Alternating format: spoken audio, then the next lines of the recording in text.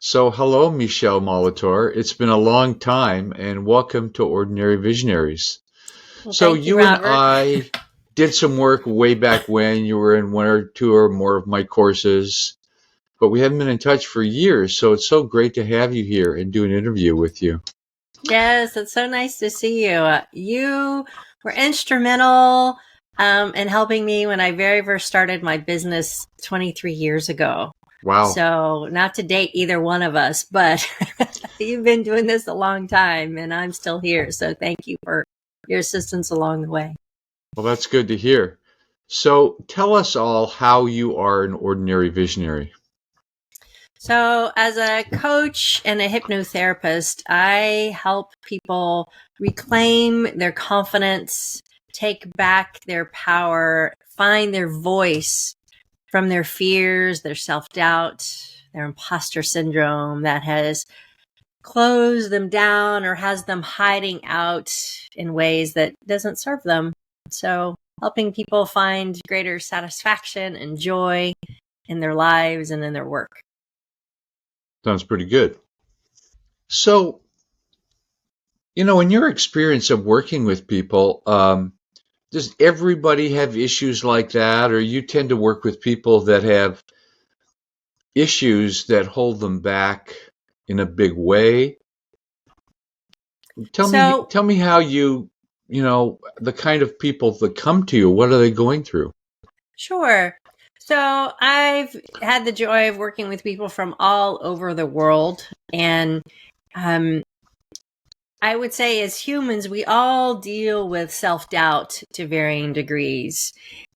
It's when it becomes chronic that keeps us stuck and prevents us from excelling in whatever our field is. That's when folks typically reach out to me. Um, the folks who have tried other things. I've tried coaching, Michelle. I've tried cognitive behavioral talk therapy, but I still feel stuck. I feel like I can't get out of my own way. And so my work combines both conscious level and subconscious level work, using somatic therapy, mindfulness, hypnotherapy, Hmm. energetics. It's a really interesting combination of things to help people get at the root causes of the limiting beliefs that oftentimes we adopted often when we were very young.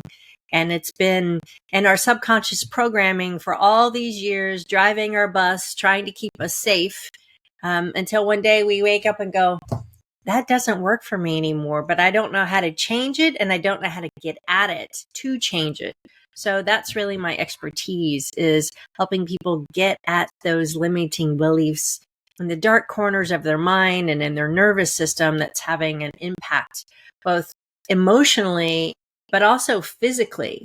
I found that when we don't take the time to process the emotions of difficult circumstances in our lives, it gets stuck in our physiology and eventually can manifest as physical ailments. And so this work is really powerful in helping people not only change their belief structure, but eliminate what I like to call the emotional junk in their trunk. So they free up their nervous system, and then their physiology responds in kind by dialing down or even eliminating things like chronic migraines or chronic inflammatory bowel syndrome or psoriasis. Those are just a few examples, because as we talk to ourselves better, love ourselves better, our body responds. Well, that was quite a big overview of what you do. So I'd like to hear some stories, Sure. because when you talk about stuff like this, it's kind of conceptual. I get the idea. I get that we're programmed. We have old patterns. We have beliefs. We have fears. We have doubts. We have triggers, all that kind of stuff. And then it's not just that it affects how we're expressing outwardly, but it's going in and sort of limiting us and in manifesting in physical symptoms. Yeah. So that's pretty powerful. So give me an example of someone came to you with some or all of these symptoms. We all have clients. Oh, that client, they were, oh my God, I don't know if I'd ever help them, but Yeah. So let me tell you about Janae. She came to me several years ago with chronic anxiety and chronic inflammatory bowel syndrome. She'd been how is dealing that with it. manifesting itself? Chronic anxiety. So her nervousness, so she was a hyper perfectionist. Okay. It created a nervousness in her that impacted her gut to the point where she was afraid to go too far from the house because she was afraid she would have to run to the restroom, right? Wow. So she started not trusting her body. And so it just kept exacerbating itself and compounding. And so she reached out to me, and it was also having a negative impact on her business. She had her own online tutoring business. And so through our work together over about 4 to 6 months, she was able to get at the root causes of the beliefs that had created the hyper perfectionism, which created the anxiety, which created the inflammatory bowel syndrome. So where we got to in this subconscious work was that her dad happened to be her basketball coach when she was in high school. She was the star player. She was always, striving to be the best. And even though she would play really well on the ride home, her dad would still berate her. I can't believe you played like crap. You did this and that. And so to please her dad, to feel safe and loved, she became a hyper perfectionist, which created this anxiety, which then manifested as this gut issue. And so when she was How able old to, was she when she started to manifest the gut issue? she was in high school. Oh, She came to really? me. Yeah, she came to me when she was 30, Wow. right? So she'd been dealing with this for 15 years. And once we were able to connect those dots and we started to rewire her thinking about herself, her IBS turned off. Her gut started to heal.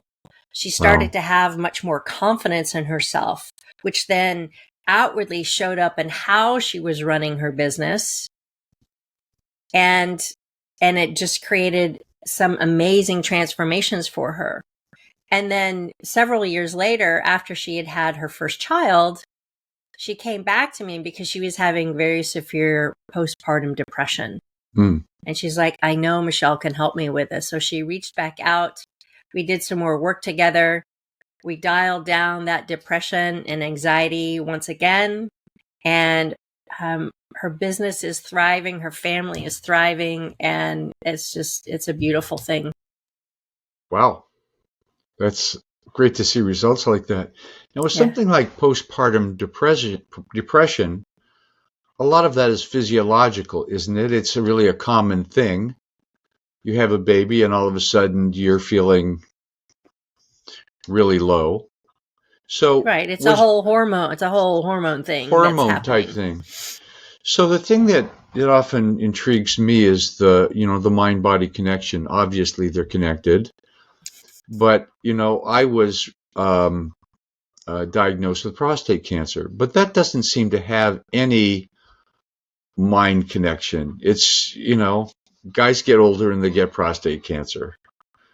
Well, Although you might say something different. Maybe you help someone with that. I might say something different. So Yeah. I believe wholeheartedly that the trials, the tribulations, the traumas, big T and little t that we go through impact our physiology, right? Yeah.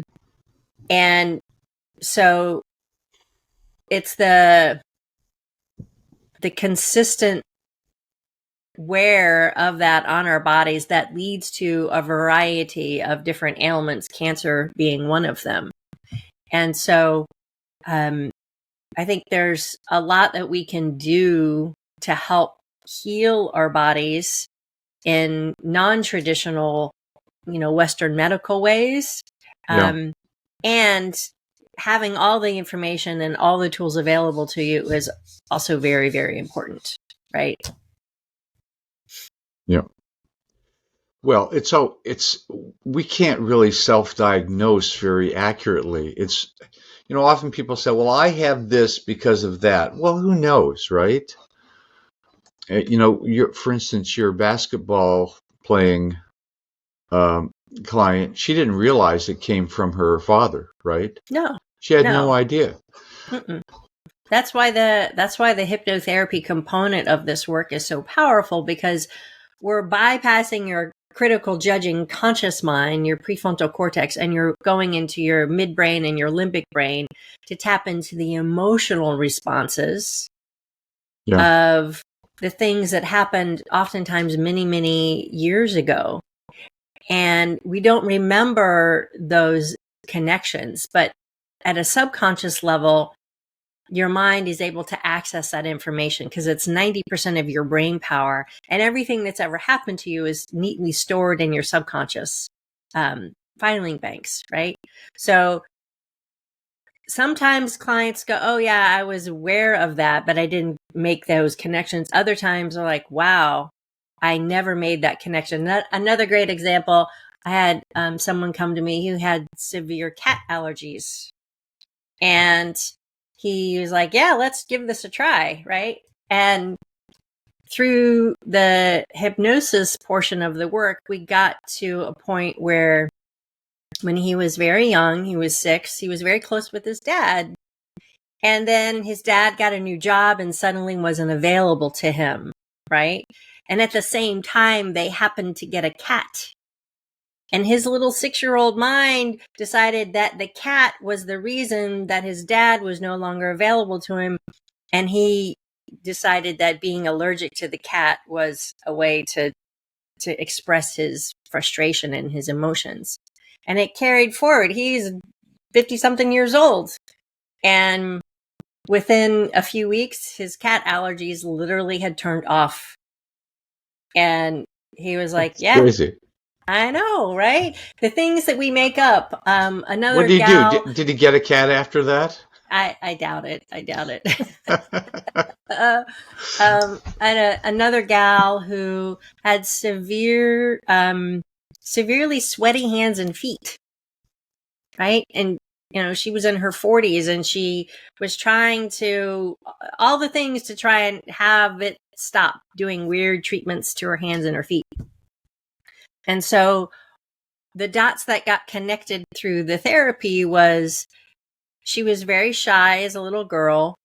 Her mom would bring her home from school, and she had to wait at home by herself at 6 or 7 for a very short period of time until her sister came home from school. And she was very afraid to be in the house by herself because she thought there was ghosts in the house. Really? But she also didn't like it that her big sister got more attention than she did. And so the dots that got connected was because she was so shy, she didn't have her brain was only 6 years old. Our brains aren't fully formed until we're 25. So she didn't have the capacity to articulate her emotions. Sure. So her anxiety was literally coming out of her hands and her feet. Wow. And once we connected those dots, and that had happened to her since she was 6 years old, started manifesting?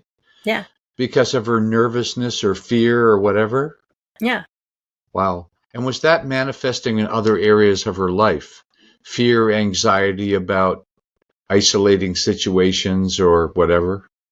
Yeah, I mean, it had subsided for a while, and then when she had children, it came back in like full force because of her worry for her own kids.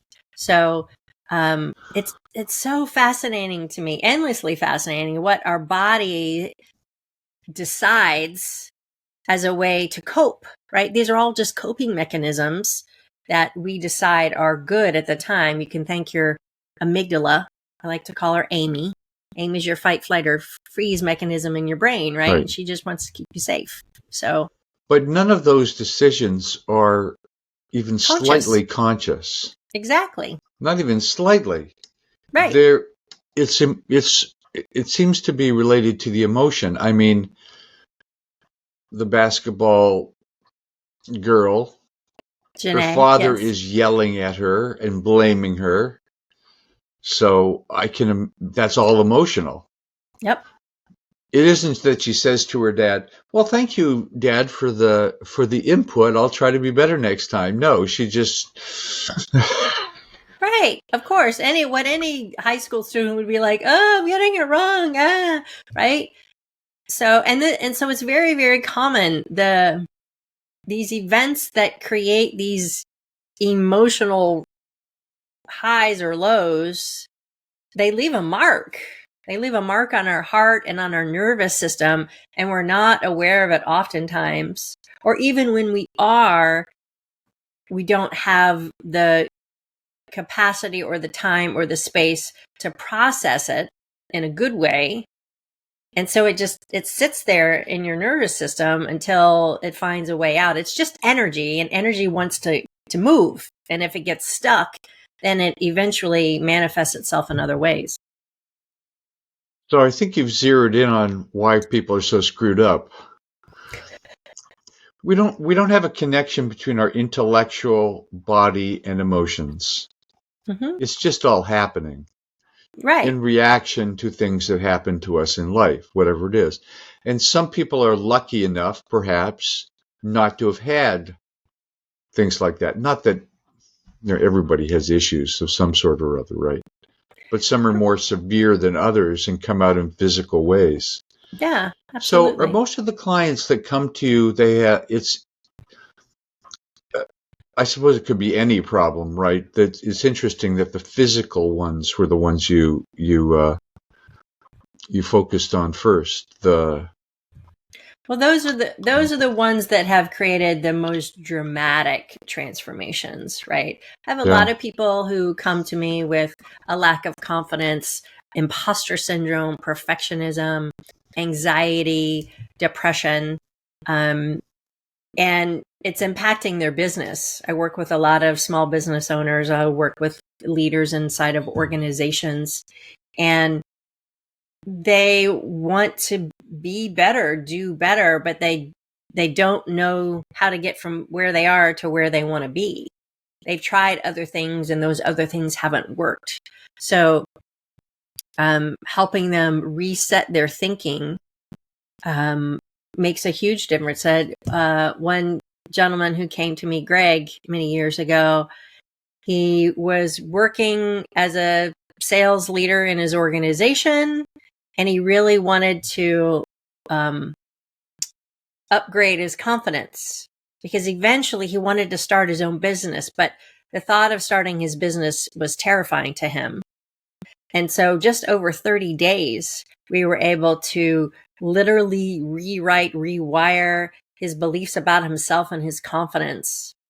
And he was over it. It took about 2 to 3 years, but he slowly ratcheted down his work for this, corporation and started his business with his wife, and now his real estate business and is thriving, and his son's on board now working with him too, so wow. He regularly is like, oh, you changed my life. You totally changed my life, and I get that a lot. And I say that very humbly because it's an honor for me to be able to walk with people on their journey and create these transformations for them. But it's fascinating to me. Like, it's like a set of puzzle pieces.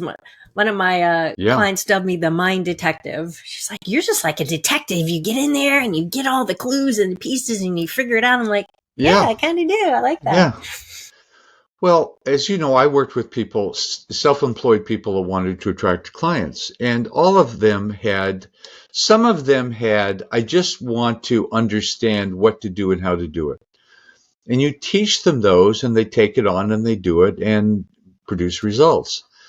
but there's a percentage, and sometimes I don't know what percentage, have fears, doubts, beliefs about all kinds of things. Because marketing is all about interacting with people and talking with people and convincing people in one way or another that you'd like to work with them, and it seems simple, but it's not, as I'm sure you know, and I'm sure you probably worked with people like that.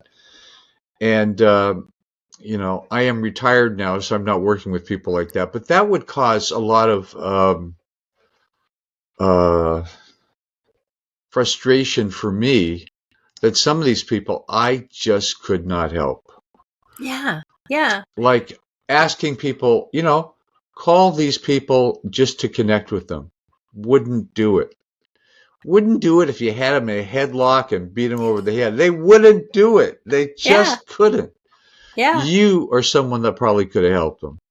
Yeah. Well, I Because was that person, right? And so I totally get it. One of the, you over were the that many, person that avoided reaching out? oh yeah. Oh, It tell me took me about that. it took me a long time because um there's a fear of rejection. There's a fear of getting it wrong. There's a fear of looking like a fool. Yeah. So many layers to this, right? I got bullied out of my corporate career, which created a massive case of imposter syndrome for me, and amplified the fear of rejection that I already had. Yeah, I can So, imagine. you know, putting myself out there was like, okay, right? But starting my own business was less scary to me than handing my resume to anyone at the time, 24 plus years ago, whatever it was. Yeah. So I've done so much research around what makes people confident and others not. And what I found is some people literally are just born with it. And other people, because of their family of origin, their life circumstances, it's dialed down or shut down, Yeah. right? And I remember one time I was working on a consulting project with a friend and colleague of mine who is an amazing woman, confident leader. And I asked her the question, I'm like, when did you first, see yourself as a leader? And she's like, when I was in kindergarten. I was like, wow, okay. And like I was like college or my first job. No, kindergarten. And she is just that confident. And I was like, wow, where do you find that? And so it's always amazing to me, how people are challenged by this and suffer from it because of their own fears that they can't put their finger on. Well, I don't know where it came from. I just know that scares me to death. Yeah. You're familiar with the Byron Katie process, I'm sure, right? Oh yeah. Yeah. So I found that very useful and help clients with that and use that to uncover beliefs and look at that belief wasn't true and see the opposite. And that definitely helped.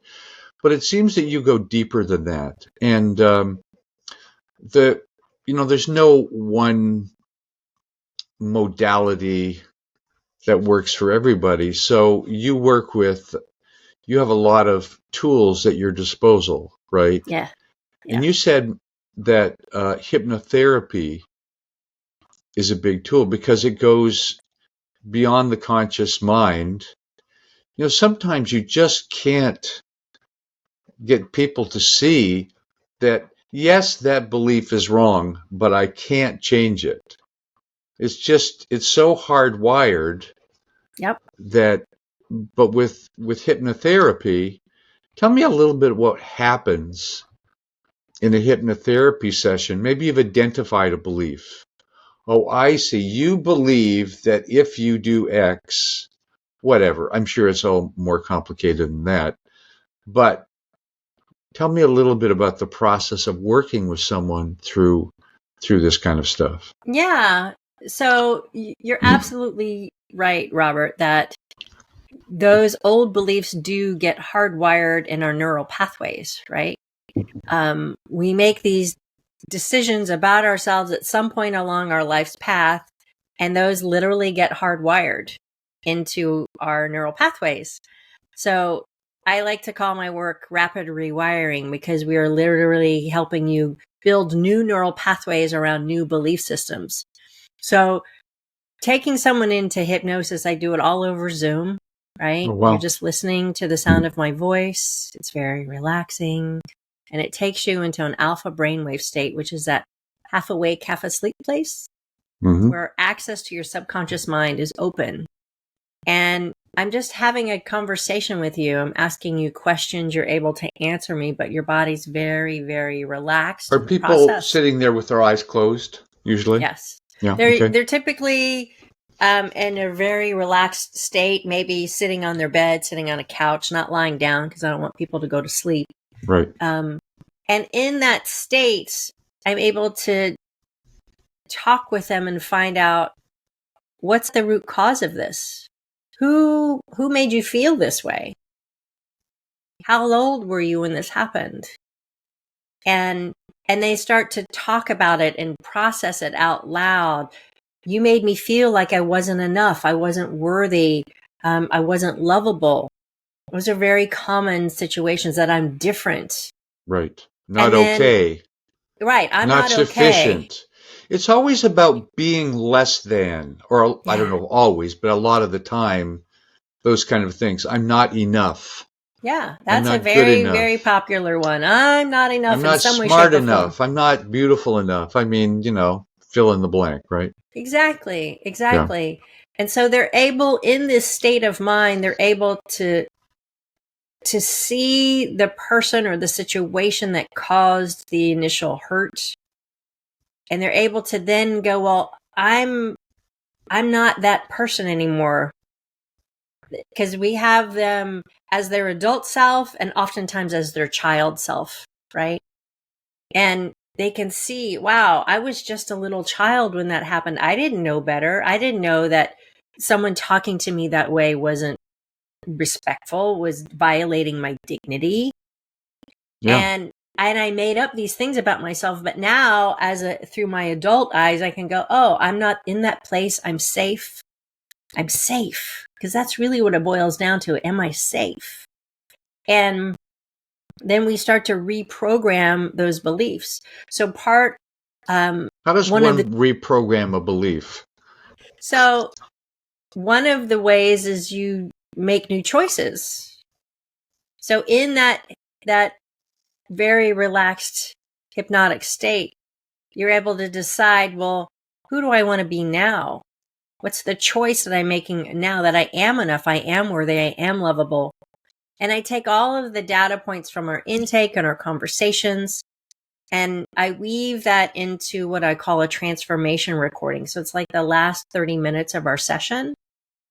And it's like a cascade of gentle words that falls over someone's subconscious mind. And then I mix it with binaural beat music, and I give you that recording. And then you listen to that every night as you drift off to sleep. So just like you're able to remember the words of the songs from when you were in high school. Yeah. The repetition of listening to these soothing, compassionate, kind self-talk starts to build those new neural pathways in your brain. Is it your words or their words? It's both. Okay. It's what they have told me in the hypnosis session, the words they've told me in our intake session, and then a lot of it is very intuitively guided for me. It just kind of comes through me. Yeah. If you ask me to repeat what I said, I usually can't. Yeah. Yeah. And so that 30-minute recording, then they listen to every single night. And then we follow up the hypnosis sessions with coaching sessions. So we've created a shift in the mindset and the perspectives while in hypnosis. And now at a conscious level, in the coaching calls, we're looking at, so what are you noticing? How is your body feeling differently? How are you showing up differently than you were before? And I start to help them pull it apart, because oftentimes the changes are subtle at first and they don't recognize them. So I had one client I was working with, she had pretty bad arthritis and psoriasis. She had some weight gain because she wasn't able to move the way she used to. And after about a month of working together, she was telling me about, it was around Halloween. She had a 5-year-old son at the time. She's like, yeah, we went to this Halloween party and this and this and this and this and this. And then she stopped and she was like, wow, I couldn't do that last year. I didn't have the energy to do it or the stamina to do it. And so she was able to recognize even the shifts that had happened in just a few short weeks for her. Wow. You meet people weekly typically? Typically, yes, weekly or biweekly, just depends on scheduling and, that kind of stuff. But that's the idea. Right. I'm really resonating this because I know that unless the dots connect somehow, you've got the same neural pathways. Yeah, exactly. And unless you're an extraordinarily strong person and can will certain things, but most people can't do that. I'm kind of doing that myself with exercise right now. It's like I'm saying, okay, I'm just exercising every morning. Have a shower, exercise for, I'm doing various exercises. And just not every other day, every day. Because if I do every other day, all of a sudden I forget. It's like just make it a part of your routine. Yes. But this is not exactly a complex thing compared to a psychological issue about being afraid. It's just, as I'm getting creating older. A new habit. Yeah, and I just want to be a little stronger. A lot of what happens when you get older is you get weaker because you stop exercising, you're sitting around a lot more, you're more likely to fall, all that kind of stuff. And I said, well, I would like to get older in better health. So exercise is key. I eat okay. So that's simple. It's not easy. It's not all the time. It's not ultra easy, but I'm not overdoing it. Man, I'm so good at overdoing stuff. I'll do 500 push-ups. Yeah, forget it. I hardly do 10. So I realized, wow, I really need to build my strength. So there's a sort of a pumping iron kind of aspect to what you do in listening to the recordings. And I'm sure to begin with, people's conscious mind sort of gets in the way a little bit. Yeah. But then after a while, it's like, well, that makes sense, it resonates more with something that's more essential in you. Yeah. And you're just starting to feel more confident or feel more relaxed or feel more whatever. Yeah, absolutely. Yeah. Folks come to me, they're always a little trepidatious about this hypnosis thing. They've heard about it. They're not quite sure what to expect. And so one of the things I always give to new clients is a recording ahead of our hypnotherapy session called I Am Deeply Relaxed. And it just gives them an idea of what their recording will be like for them. It gets them used to listening to my voice and the cadence of it. And it's very relaxing and it will put you to sleep.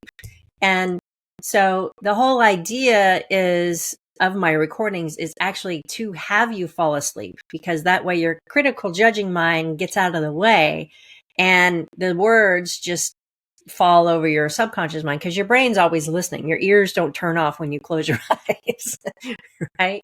So it's a very relaxing process for folks, and it allows your brain to do the heavy lifting of those weights while you're sleeping, which, I love that. That's very powerful. So, we've all come to our practices through trying to produce results with our clients, trying something different, doing this, reading this, studying this.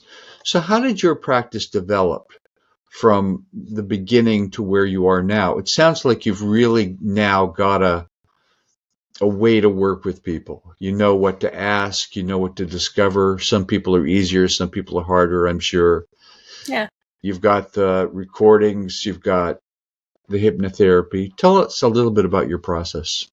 Sure. So, I discovered coaching 24 years ago after getting bullied out of my high-tech career. Figure out what the heck do I do now? And in the process of that, I discovered, oh, this is my life's work. This is what I'm supposed to be doing. So I pivoted. I started my own company and have been doing it ever since. And I've always been a learning junkie. What makes us tick as humans, and why are some people more confident than others? And how do we get out of our own way? And, because of my experiences, I had a massive case of imposter syndrome and perfectionism and fear of rejection. And so I discovered hypnotherapy, I guess, in 2016, the particular form of hypnotherapy that I do in 2016 to help me release more junk out of my trunk, right? And in the process of it, the shifts that happened so quickly after years of trying to get at them through other traditional modalities as coaching and therapy, I was like, oh, okay, you have my attention. So I very quickly went on to get trained and certified as a rapid transformational therapy practitioner. And then later went on to add another different modality called heart healing to my toolkit, and use these different tools in combination with coaching, along with somatic therapy and mindfulness meditation, to really help people come into themselves, to relax at a deeper level, to find greater love and compassion and self-care, so that they can do their good work in the world without all of the angst and the worry and the fear that has been driving them for so long. Wow.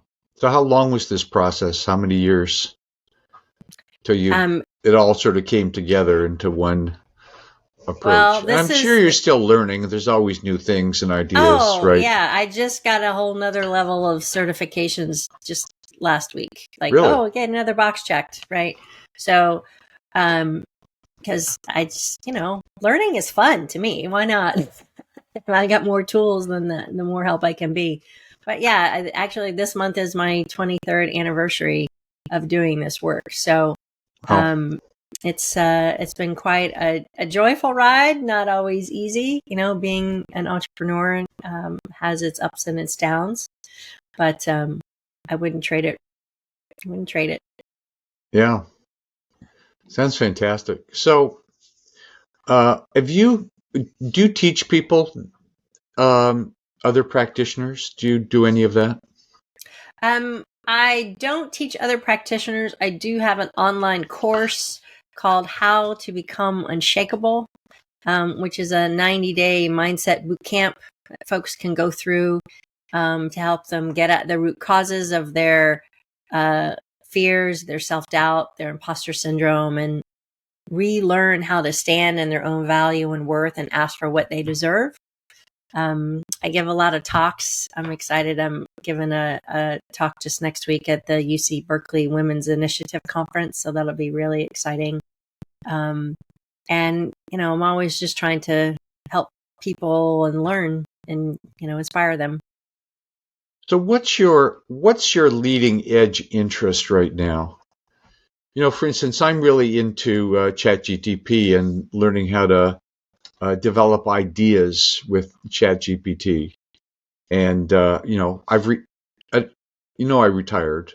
Yes. So I'm not working with clients anymore, but I'm keeping very busy doing stuff. So I'm always, what's the next thing I'm reading about and learning and trying and stuff like that. So it seems like you're that kind of person too. It's like, you hear about that, you get into that. Maybe sometimes it's kind of a dead end, but sometimes it's like, wow, that fills in a new thing for me. Tell me. Well, this year has been filled with, I just finished and published a new book, I Am Perfectly Flossom, How Embracing Imperfection Makes Us Better. We created a custom journal to go with it. And I even went into the studio and recorded the audio version of it as well. So it's available on Audible and Amazon. Good for you. Good for you. That's a lot of work to do a book like that. to say the well, I least. had a wonderful co-author, Tom Collins. We started on it in January of 2023 and published in May of this year. So it was really a fun labor of love and working together. And it's all about overcoming toxic perfectionism. It's, based on the Japanese art and philosophy of kintsugi, which is the art of golden repair, taking broken pottery and putting it back together, mending the cracks with gold dust, making it more valuable and beautiful than before. That's interesting. Yeah, I've heard of that. Well, the Japanese are at a whole other level that we can't even conceive of. God bless Really? So let's talk a little bit about perfectionism. I've seen that a lot with people. They're trying to make everything perfect, but often perfectionists are insufferable. They're anxious. They blame other people. I mean, I have a certain perfectionist streak. Like, I like to keep things organized. My wife doesn't. I like to think of myself as a recovering perfectionist. Recovering perfectionist, right. Yes. Yeah, I'm not. If someone diagnosed me, maybe I'm worse than I realize. But, you need 10 years of work, Robert. So tell us a little bit about the symptoms of perfectionism. Because some people don't realize they're perfectionists, but they really are. Yes, I didn't realize I was until I did. Perfectionism creates a need to always have things just right. Like, I can't put anything out into the world until it's perfect. So it leads to procrastination. It leads to not starting. Like, I had one client who said he's a second generation Holocaust survivor. And his dad would tell him, if it's not going to be perfect, then don't even bother to start. That's a great message. Oh, yeah. He also was told growing up from his dad and his grandfather, unless you have a PhD, you're merely an apprentice. So he had very toxic perfectionism for many years, right? Did he end up getting a PhD or two? No, but he has 2 master's degrees, and he overheard his dad talking to his uncle one day saying, well, he has 2 masters, so that's kind of like a PhD. So yeah, I'm proud of him. It's like, thanks, Dad. That's really, the day he shared with me, and this story's in the book, that the day after he had gotten his master's from Johns Hopkins, the first question was, so when are you getting your PhD? First question. The first question was, when are you getting your PhD? Not congratulations or well done. When are you getting your PhD? Yeah. So it has a tendency to have people shy away. If I can't get it perfect, then I'm, and they put their invisibility cloak on to degrees, or it creates the science. The science goes both ways, that imposter syndrome creates perfectionism, or perfectionism is its own flavor of imposter syndrome. But fear of getting it wrong. And it often shows up as someone being very judgmental and hypercritical of themselves, but then of other people. And then their egos go, oh, well, I'm right, but you're wrong. And then they get their heels dug in, right? And so you start to look at, have I ever been that way? Right? Have I ever been that kind of perfectionist? And I can, oh yeah, sorry. Or they micromanage others. As a former creative director, I could look at something and go, it's 2 pixels off. Can you please move that over? Those damn 2 pixels. No, right? I know what you mean, because I've done a lot of graphic design online, and it's this it's not quite center. Yes. And it will tweak me like, okay. And so when we were writing the book, so my my co-author Tom Collins, he and his wife Yvonne DeVita, their business is called Master Book Builders. So Yvonne is the book coach and the developmental editor, and Tom is the book builder. He does the layouts and the covers. I just happened to luck into getting to work with him and have all of that done as part of it, right? And as we were going through the editing process, Yvonne would be like, "It's good. Move on. Like, stop nitpicking." I'm like, "Oh, yes, oh, you're right." So even battling perfectionism as we're writing a book on perfectionism was hilarious. Right. That's pretty funny. So, but you got it done in about what, a year or a little over a year? just over a year, about 16 months, I'd say. Yeah. Wow. So we're really proud of it. It's been a really joyful experience. We have our first book signing coming up in November. Tom and Yvonne live in upstate New York, so I've never met them in person. And they happen to be coming to the West Coast in November. So on November 6th, the day after the election, we'll be doing a book signing at the Barnes & Noble in Dublin, California, which will be really let's fun. hope we have an election result that makes you feel uplifted. Not like crying my eyes out. Oh my God, I'm spending way too much time thinking about the election, but let's not go there. Exactly. Very interesting. So what are some other aspects of your work that you really find fascinating in working with people and unraveling the knots that people have in their minds that hold them back? Sure. Well, this year, one of the other trainings that I've been going through is doing a much deeper level of hypnotherapy at a past life ancestral soul level. Wow. Which has been really, really fascinating. The ideas and the beliefs that come up in the process are sometimes mind-blowing. Absolutely mind-blowing. Tell me a little bit. Oh gosh. Let's see. I'm drawing a blank at the moment. Just one gal I worked with who came to me, I want to increase my business. I keep getting stuck. I hit a monetary plateau and then I self-sabotage and my income drops again. And through our work together, and she had chronic IBS as well, inflammatory bowel syndrome. She's like, yeah, and every time that happens, then my gut goes all wonky. I'm like, well, let's look at that. And so through our work together, we ended up doing some deeper past life work. And for those skeptics who were listening, I get it, right? But you take it all with a grain of salt because it's what comes up is what comes up, and it shifts things. So for her, what came up was she was a powerful ruler in a past life that became abusive with the power and then ended up imprisoned.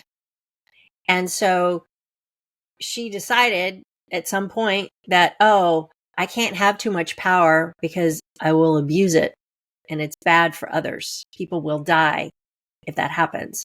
So in the hypnotherapy process, those pictures of actually being a ruler in some ancient time came up for her? Yep. And who knows if that really happened or not, but the thoughts and the images are there. Exactly. Fascinating. And so once she was able to connect those dots and go, I'm not that. I'm not in that place or time anymore. I'm here now, and this is what will serve me. We shifted those beliefs, rewired the neural pathways, and then her IBS went away. The problems went away. And I reached out to her about a month or two after our work together to get a testimonial from her. And she was like, what did we work on? I forget. Because it had disappeared itself so quickly. Because as you rewrite new neural pathways, the old pathways break apart. Right. So you literally forget what the thing was that you were so worried about in the first place. Yeah. Wow, that's fascinating. I know, it's endlessly fascinating to me. I'm like, yay, what are we going to find today? So, do you frequently do the past life regression or whatever you call it with people, or it, what I found as a coach, you get a tool in your toolbox and then you want to use it a lot. Let's just use it a lot. And then maybe at a certain point that evolves, or maybe you keep using it for years, or you're using the hypnotherapy for a long time, obviously. Yeah, absolutely. Well, I found that with the past life, the ancestral, even the soul purpose healing, it just depends on what someone comes to me for and what they're presenting with and what their goals are, right? I have one client I just started working with who, wants to be more organized in his business. He has ADHD. He knows it. He's being diagnosed with it. And yet it's still having an impact on him. It creates too much energy for him. And so looking at and doing the regression with him, he was able to see how the beliefs that he inherited from his family of origin have created that frenetic energy in him and the desire, the need to be enough, to feel worthy, to feel seen and heard. And so we've only been working together for a short time, but he's already shared that he's feeling more productive. He's feeling more calm. He's sleeping better. All of which starts to have positive ripple effects. And so by the end of our work together over the next 6 months, I'm excited to see, how he's going to be showing up on the other side of that. Yeah. Well, it's really great to have the chance to work with people where you actually see change. Yeah. And it seems that these practices have evolved a long time, a lot since the times of Freud. Yes. Where you went into analysis for God knows how long, and then you knew yourself and nothing changed. Right. Yeah, I know myself really well, but I still feel like crap. Yeah. Yeah. So any final things you'd like to share about your work, or insights that you've had about working with people and the possibilities for transformation and change? Sure. Well, the first thing for people to know is that you can always change your mind.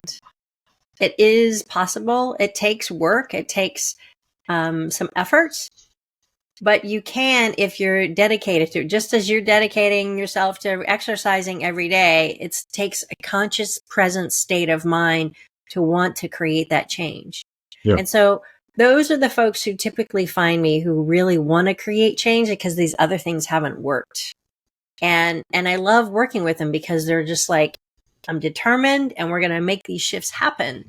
The folks who it doesn't work for very well sometimes, or are the folks who are like, yeah, I'm kind of curious about this thing. Is it kind of hocus pocus? Are you gonna swing a watch? No, I'm not gonna do that. It drives me nuts. I promise you, I will not make you cluck like a chicken. It's just not in my wheelhouse.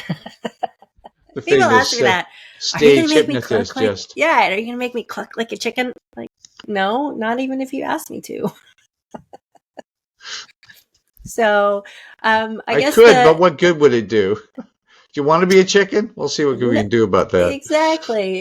I guess the important thing to remember is that you can rewire your mind and change your thoughts and change your life in the process. Yeah. Well, Michele, this has been a great conversation, and I'm thrilled with your success, with your book, with your practice, with the changes you're helping people make. And so thank you for being an ordinary visionary. Oh, thank you so much, Robert, for having me on your show. I'm thrilled and delighted to see you and reconnect, and delighted we can have this conversation. So thank you. Thank you.